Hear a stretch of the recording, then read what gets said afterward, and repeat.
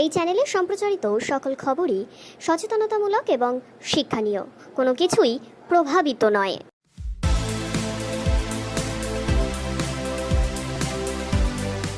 আরজি করে নৃশংস অমানবিক ঘটনার প্রতিবাদে কলকাতার শ্যামবাজারে বিজেপির অবস্থান বিক্ষোভ কর্মসূচি অংশগ্রহণ করে হত্যাকারী চোর মমতা সরকারের বিরুদ্ধে গর্জে উঠলেন বাংলার প্রতিবাদী কণ্ঠস্বর জনপ্রিয় জননেতা শুভেন্দু অধিকারী। তিনি কিন্তু এই বিশেষণেই মমতা ব্যানার্জি রাজ্যের মুখ্যমন্ত্রীকে বিশেষিত করলেন। তার পরিবারের পক্ষ থেকে বলা হয়েছে যে ডাক্তারি পড়ুয়া, রেসিডেন্সিয়াল ডক্টর, জুনিয়র ডাক্তার, চিকিৎসক, চিকিৎসা কর্মী যারা এই আন্দোলন করছেন বা ভবিষ্যতে করবেন, উনারা তাদের সঙ্গে যুক্ত হয়ে উনারাও এই প্রতিবাদে সামিল হবেন।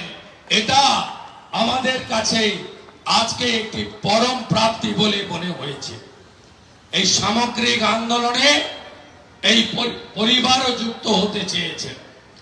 আমরা মনে করি যেভাবে টেনে হিঁচড়ে দ্রুততার সঙ্গে দেহকে দাহ করা হয়েছে, এটা ভারতীয় সংস্কৃতি, সনাতন সংস্কৃতি এবং আমাদের প্রিয়জন চলে গেলে তাকে যে শেষ দেখার যে অধিকার, লাস্ট রাইট আমাদের যা দিয়ে গেছে আমাদের ব্যবস্থা, এটা থেকে অধিকার হরণ করা হয়েছে।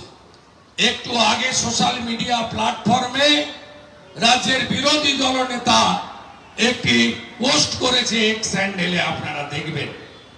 তাতে দেখা যাচ্ছে শ্মশানে দেহটাকে তদারক করে জোর করে অত্যন্ত দ্রুততার সঙ্গে দাহ করার কাজ করছেন শাসক দলের চিফ হুইপ বিধানসভা পানিহাটির এমএলএ নির্মল ঘোষ, এলায়াস নান্টু ঘোষ। তিনি দাঁড়িয়ে থেকে করছেন। কোন আত্মীয় পরিজন নেই শ্মশানে। নির্মল ঘোষকে কে পাঠালো? কার নির্দেশে নির্মল ঘোষ গেলেন?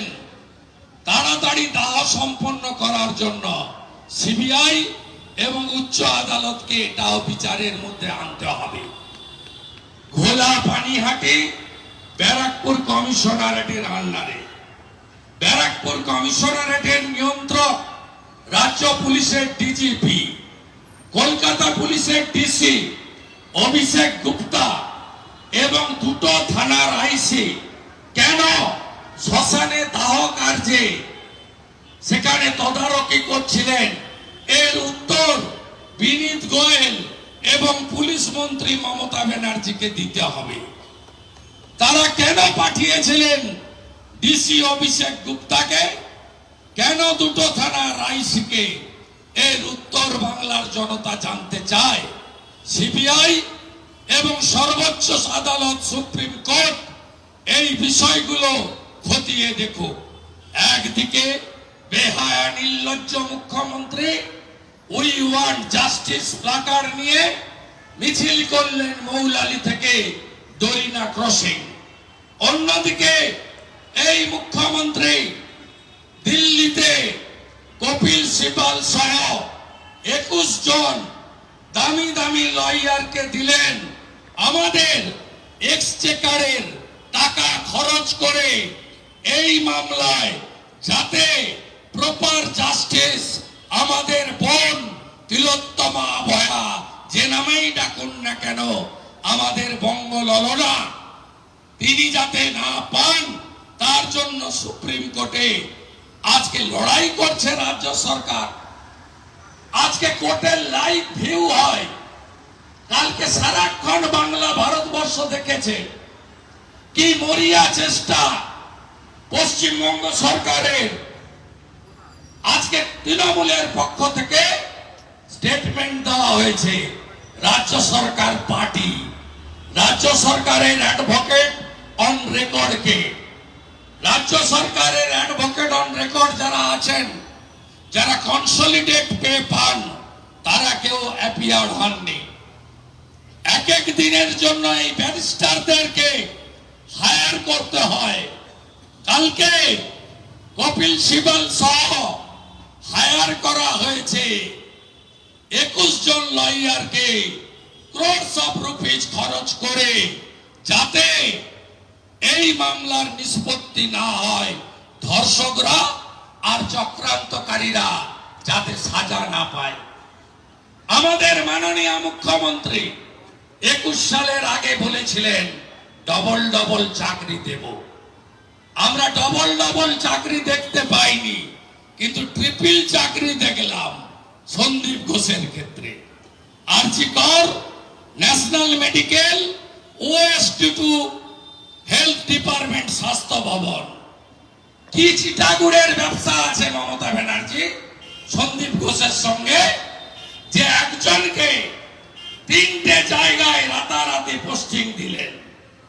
পোস্টিং দিয়ে তাকে পুরো স্বাস্থ্য ব্যবস্থা, যেখান থেকে নিয়ন্ত্রণ হয়, যেখানে ট্রান্সফার হয়, পোস্টিং হয়, রিক্রুটমেন্ট হয়, প্রকিউরমেন্ট হয়, সেই স্বাস্থ্য ভবনে OSD officer on special duty করেন।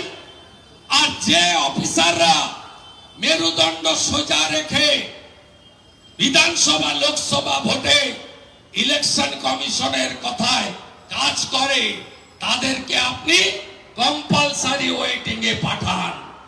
এই নজির পশ্চিম বাংলায় একাধিক রয়েছে।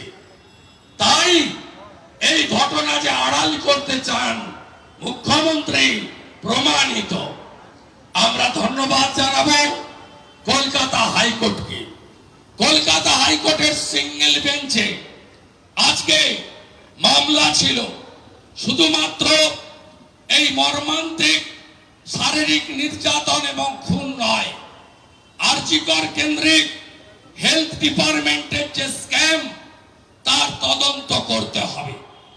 আপনারা জানেন এর আগেও একাধিক সিট গঠিত হয়েছে, তার পরিণাম, তার ফলাফল আমরা সবাই দেখেছি। সিট কাদের নিয়ে করা হয়েছে?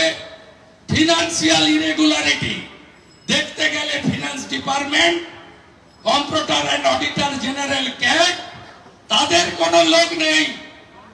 চার জন পিআরের IPS অফিসারকে দিয়ে এই পুলিশ মন্ত্রী সন্দীপ ঘোষকে সিবিআই হেফাজতে নেওয়ার আগে জেলে নিয়ে লকআপে ঢোকানো, এবং সিবিআই 5 দিন ধরে তাকে কি কি জিজ্ঞেস করেছে, আগামী দিনে জিজ্ঞেস করলে কি কি বলতে হবে, এইটা শেখানোর জন্য সিট তৈরি করা হয় এবং লালবাজারে সিটের নামে প্রহসন হচ্ছিল। কলকাতা হাইকোর্ট আজকে এই সিটকে ফ্রিজে ঢুকিয়ে দিয়েছে, লক এন্ড কি করে দিয়েছে, নাল এন্ড ভয়েড করে দিয়েছে, এবং এই অর্থনৈতিক দুর্নীতি হ্যান্ডওভার করে দিয়েছে